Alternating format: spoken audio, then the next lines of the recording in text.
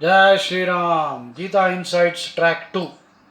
Maharshi Jayadayal Goyandka Gita Press.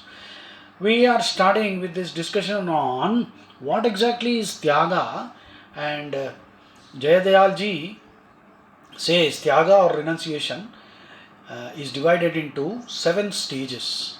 The first stage is total renunciation of prohibited acts, avoiding, totally abstaining from things prohibited by the scriptures, such as thieving, adultery, lying, duplicity, chicanery, cheating, duplicity, double dealing, coercion, duress, force, violence, taking forbidden food, indulging in frivolities, loose talk, prajalpa, Prajalpa. Prajalpa is a Sanskrit word which means, idle chatter, talking nonsense, empty vessels, making a lot of noise. Flibberty gibbet. It's a nice English word. Flibberty. Flibberty gibbet means an airhead. That means a person whose head is full of air. He is a gas bag. He or she will be continuously chattering nonsense. So they suffer from what is called verbal diarrhea. Verbal diarrhea. In English, the word is logoria. Logohhrea. Logoria means verbal diarrhea. Continuous non-stop talking about things that don't make any sense in the first place. See, our conversations will determine our destiny. Our conversations will actually impact everything in our life, because our conversation is an indication of how the mind is running and how the mind will run in future, right? So if your conversation is about Bhagavad Gita, Ramayana, these spiritual topics, then you will be uplifted. You will be able to contribute to other spiritual growth also. Otherwise, you are wasting time. So, Jayadayalji is saying Tyaga or renunciation, stage 1, we just discussed that. Anyway, I added my own explanations there. Second stage is renunciation of actions motivated by desire. Yeah? Right. So, there should be no selfish desire. So, desire, this is of course slightly difficult to understand. Remember one thing, we all came empty handed, but we won't go empty handed. Or rather, we didn't come empty handed. Am I confusing you? Generally we say we come empty handed, we go empty handed. That is from one perspective. We don't come with any physical object, we won't leave with any physical object in our hand. Your car, your washing machine, your laptop will not go along with you. So that is right. But suppose I say we don't come empty handed, we don't go empty handed. That means we come with a lot of stuff and we leave with a lot of stuff. Now we are not talking about anything material here. I am talking about samskaras. Samskara means impressions of the past.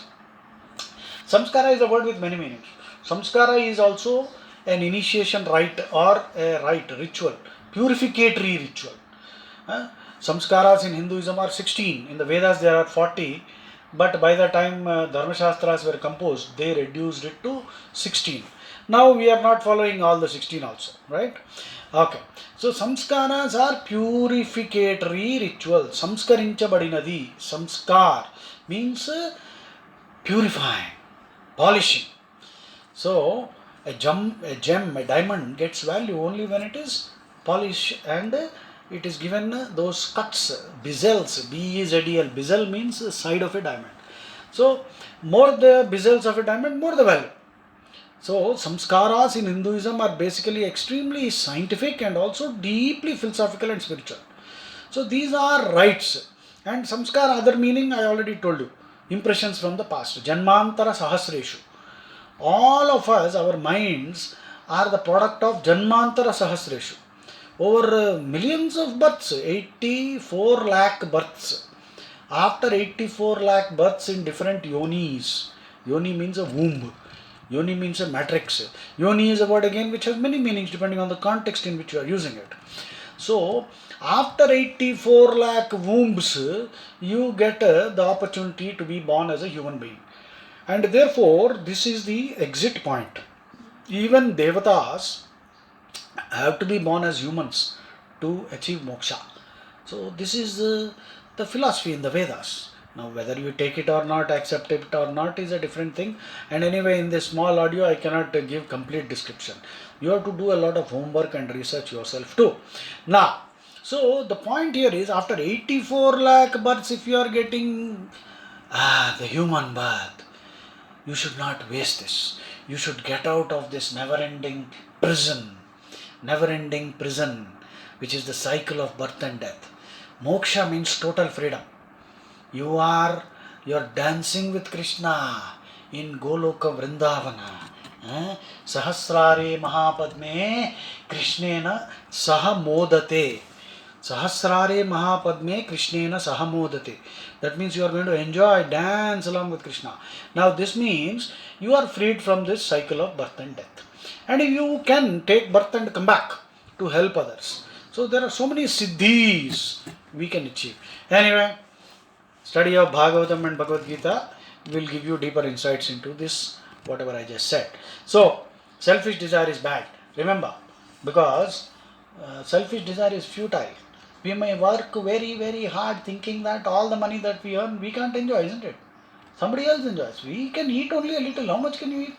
Even if you have 10 billion tons of grain, how much will you eat in a lifetime? No, no. Same thing. So, selfish desire is futile. The desire to acquire wealth with the intention of making some useful contribution. That's wonderful. Artha. Artha kama, dharmartha kama moksha. Next, third thing, Dayalji is saying, complete renunciation of thirst for worldly objects. Right? Worldly objects. Be careful about that. Some people never know how much is enough. Some philosopher defined it as poor people are those who do not know how much is enough. Who is poor really? One who does not know how much is enough is poor. So, we need to be careful. Otherwise, we end up becoming acquisitive. One car is not sufficient. You need half a dozen cars. Why? And that too, you need a car to go from one place to another place. Now, people will invest crores. That is snobbery. Snob value. So, don't become a snob. I have decided long ago that I am an anti-snob. That means there's no such word in the dictionary anyway. Anti-snob snob means a person who is concerned about status, and he will buy things which the rich will buy, and he will show off to the others and look down on the others. He will imitate the fashion set by the rich and look down on the others. That's the definition of a snob. I am an anti-snob, which means I buy the cheapest things and I show off. And let me tell you, if you buy a shirt, pant, buy some khadi or local, so you will be helping some Hindu, or maybe Muslim also, some Indian at least. Okay, so think like that. Next, fourth one, renunciation of the practice of taking service from others with a selfish motive. Now, Kritagneya nasti nishkriti. In Ramayana, Lakshmana says, ingratitude is the worst of sins for which there is no atonement or expiation.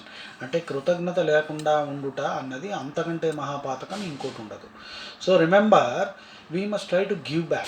The very fact that we are still alive is proof that we are indebted to millions of people. The farmer who fed us, the milkman who is bringing the milk, the cow that ate the grass and produced the milk, and you are happily having milk, curd and everything, the clothes you are wearing, we are indebted. So our duty, that is why in Sanatana Dharma we have to do Pancha Mahayajnas. What are these Pancha Mahayajnas? Everyone has to do it. Every Hindu has to do it. One is Brahma Yajna. Brahma Yajna or Rishi Yajna. Same thing is called Rishi Yajna, which means study of the scriptures. See, all these Bhagavad Gita, Ramayana, Bharatam, all these things are there for us to develop ourselves. So much effort has gone into it. Our forefathers have done so much work. So we must learn. So if you can study and acquire that knowledge, they wrote these books, they composed these epics so that we can develop. So once we study, we have in a way fulfilled their wish, and that is a debt. If you don't study the Bhagavad Gita, your debt remains unpaid. So that is Brahma Yajna or Rishi Yajna. Next is Deva Yajna. So conducting Homam. When we do Homam, all the substances that are put into the Agni actually release smoke which does not pollute, actually which depollutes. So Agnihotra is a very scientific activity. Fritz Stahl, an American, Fritstal, Fritz Stahl, is one American who came to India, spent a lot of money doing the yajnas in Kerala, and at the end of the yajna, it rained. It rained heavily. So, Atiratra Yajna it is called. So anyway, some fools say mantraliki chintakal raltaya, chintakal gadra, all kinds of things can happen, okay? So people don't understand. See, sound is an energy. When you intensify sound, we all know glasses will break. Have you heard of a device called a cymoscope? Cymacop, cymoscope. Cymatics, cymatics. Cymatics basically is a study of the forms created by the vibration induced by sound. Suppose there is a cymoscope is a device invented by some Swiss person who is not a scientist. So if you say Om into the cymoscope, it will create the Sri Yantram. The Sri Yantram. So many triangles, right? So if you say your name into it, it will create a particular geometric design. So there is a corresponding geometric design for every sound. Just imagine, our rishis designed the Sri Yantram. They didn't have a cymoscope, but they intuited it. When you say Om, the corresponding geometric design for Om is Sri Yantram. So these are all very interesting things which we need to learn. So that is Deva Yajna. So we got to pay back to all those powers that be. Krishna is running a whole bureaucracy, remember. Krishna won't run the whole thing. If you were God, what would you do? You will hire a lot of people to do all the work so that you can lie on the Seshnag somewhere. So, never take anything free from anybody. Always pay back. So that is the fourth one. The next, fifth one according to Jayadayalji is absolute renunciation of sloth, laziness and desire for fruit in respect of all one's duties. So, not being selfish and not bothering about the result. Doing your work in a spirit of service as an agent of Krishna. Sixth one, total renunciation of the sense of mine, ownership and attachment with regard to all worldly objects and activities. And then the seventh one, complete renunciation of even the latent desire and self-identification with regard to the world, one's body and all actions. Now, this is a very deep spiritual philosophy. Remember, we are here to do some useful work and get out of this prison of never-ending birth and death. So, we are not going to take anything physical away from here. So, if you can remember that, there will be no attachment. Life will throw many things at you. So, this is the seventh one.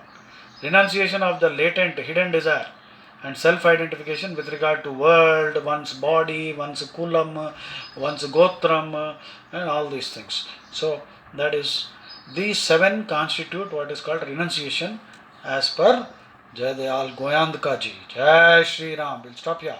That's a pretty long one. Jai Shri Ram.